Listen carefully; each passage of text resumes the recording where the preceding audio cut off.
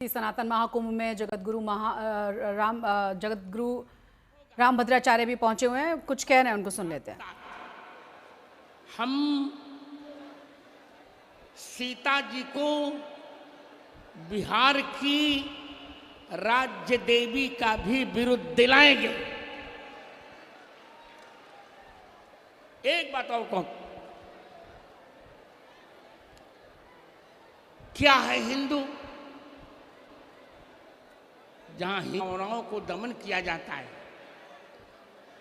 जहां तुलसी की पूजा होती है, जहां हिंसा नहीं की जाती। पर एक बात जान लो, भूल कर भी किसी को न छेड़ेंगे हम, पर छेड़ने पर किसी को न छोड़ेंगे हम।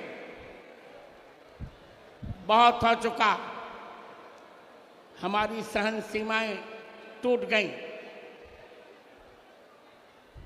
यही बिहार है। एक पूर्व के शिक्षा मंत्री थे, रामचरितमानस की उन्होंने निंदा की थी। मैंने कहा था, खुलकर आज कह रहा हूं कि जिसकी मां ने ईमानदारी का दूध पिलाया हो, वो मेरे सामने आकर रामचरितमानस के किसी भी पक्ष पर चिंता कर दे, चर्चा कर ले। यदि रामचरितमानस राष्ट्र विरोधी हो तो मैं अपना पक्ष वापस ले लूंगा, मैं त्रिदंड गंगा जी में डाल दूंगा। यदि जो मेरे प्रश्न का उत्तर आप नहीं दे पाएंगे तो आपको भी गंगा में समाधि लेनी पड़ेगी।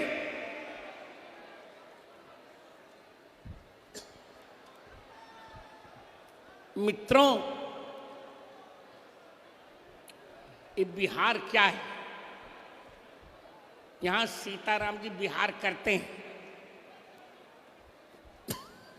कौन सा बिहार?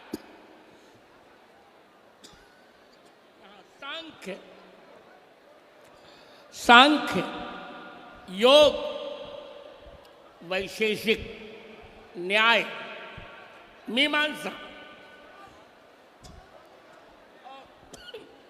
वेदांत,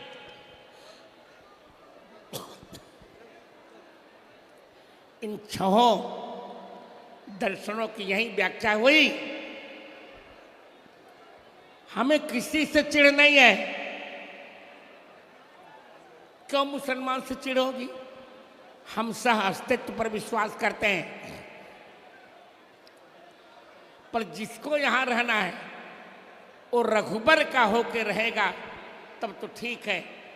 बाबर का होकर और अकबर का होकर यदि कोई यहां रहता है तो केवल बिहार नहीं, पूरे भारत में उसको स्थान नहीं मिलेगा। एक बात कहकर मैं विराम लूंगा। आज एक महासंकल्प लेना है। गांधी मैदान में धीरेन्द्र जी भी नहीं आ पाए, रोका गया, मुझे भी रोका गया। आज मैं आ गया हूं एक दिन के लिए। अगले निर्वाचन के पश्चात मैं इसी गांधी मैदान में 9 दिन की कथा करने के लिए आऊंगा।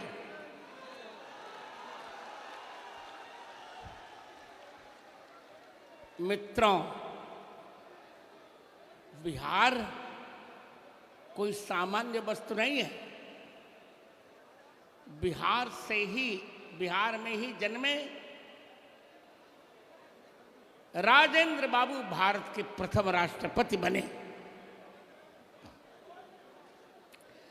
बिहार में ही जन्मे रामधारी सिंह दिनकर ने कहा, याचना नहीं अब रण होगा, संघर्ष महाभीषण होगा। तो मित्रों, अब हमें हिंदू विरोधों से संघर्ष करना है, संग्राम करना है।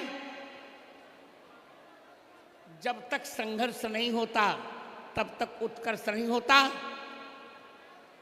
लोग, एक बात कहूं और कह रहा हूं, विलंबरा फिर भी लोग परशुराम जी को ब्राह्मणवादी मानते हैं। ऐसा नहीं।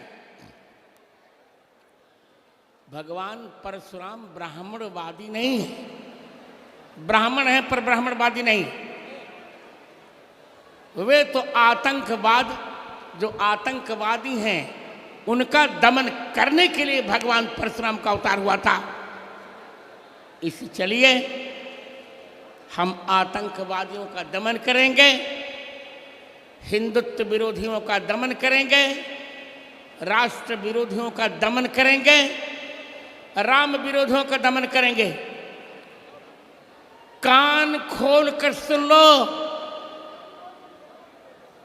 जो लोग सरिया कानून हटाना चाहते हैं, यहां संभव नहीं है।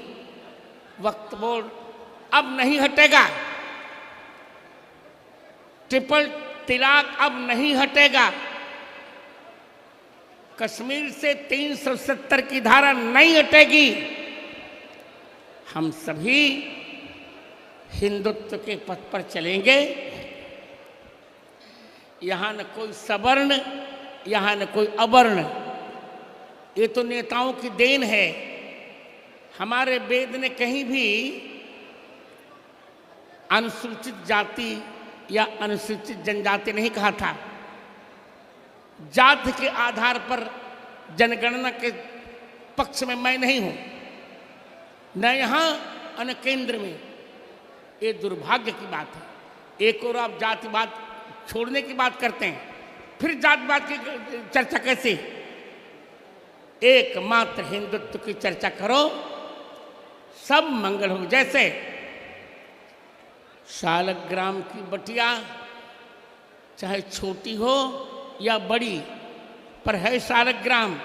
उसी प्रकार जो रामकृष्ण में विश्वास करते हैं, शिखासूत्र में विश्वास करते हैं, जो रामचरितमानस पर विश्वास करते हैं, वे छोटे हों या बड़े, सभी हमारे यहाँ एक हैं।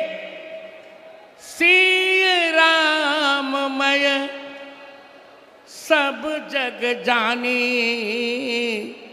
करऊं प्रणाम जोरी जुग पानी। मित्रों, अंतिम वाक्य कहकर मैं विराम लूंगा। हमने तय कर लिया है, किसी भी मूल्य पर हिंदू राष्ट्र तब बनेगा जब भारत में कम से कम 80% हिंदुओं की संख्या हो जाएगी। और 80% हिंदुओं की संख्या तब होगी जब अपने बिछड़े हुए लोगों को, अपने बटे हुए लोगों को, अपने से छटे हुए लोगों को हम गले से लगाएंगे।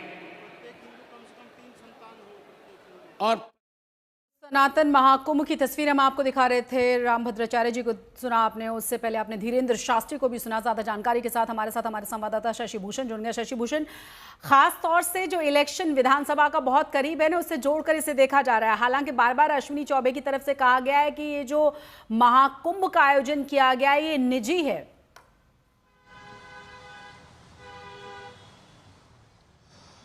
देखिए, अश्विनी चौबे बीजेपी के सीनियर लीडर हैं। हालांकि इस बार उनको लोकसभा का चुनाव मिला नहीं था। बीते साल जब लोकसभा चुनाव हुए थे तो बक्सर से उनका टिकट कट गया था, लेकिन इस तरह का आयोजन वो करते रहे हैं। बक्सर में भी उन्होंने किया है और वो पटना के गांधी मैदान में आयोजन कर रहे हैं। बीजेपी के दोनों डिप्टी सीएम सम्राट चौधरी और विजय कुमार सिन्हा दोनों शामिल हुए। हालांकि जेडीयू की तरफ से कोई शामिल नहीं हुआ, लेकिन राज्यपाल आरिफ मोहम्मद खान भी शामिल हुए। और सबसे बड़ी बात जो शशि हमने देखी, बाबा बागेश्वर धीरेन्द्र शास्त्री, जिन्होंने गजवा हिंद का जवाब भगवा हिंद से देने की बात कही है। हालांकि उन्होंने ये ऐलान तो किया कि वो बिहार की पदयात्रा करेंगे, लेकिन ये पदयात्रा बिहार में विधानसभा चुनाव के बाद होगी। और कई बातें, जो सबसे अहम बात कह सकते हैं वो ये कि राष्ट्रवाद का जवाब, राष्ट्रवाद से जातिवाद का जवाब देने की बात उन्होंने कही और हिंदुओं को ना बंटने की बात जो उन्होंने कही है। निश्चित तौर पे ये माना जाए कि आगे आने वाले दिनों में इसको लेकर के सियासत भी गर्म रहेगी, क्योंकि धीरेन्द्र शास्त्री ने साफ कह दिया कि उनका विरोध न तो मुसलमानों से है, न ईसाइयों से है, बल्कि उन लोगों से है जो हिंदू में रह करके जातियों में लोगों को बांटते हैं। जी, बहुत बहुत शुक्रिया इस तमाम जानकारी के लिए आपका शशि भूषण।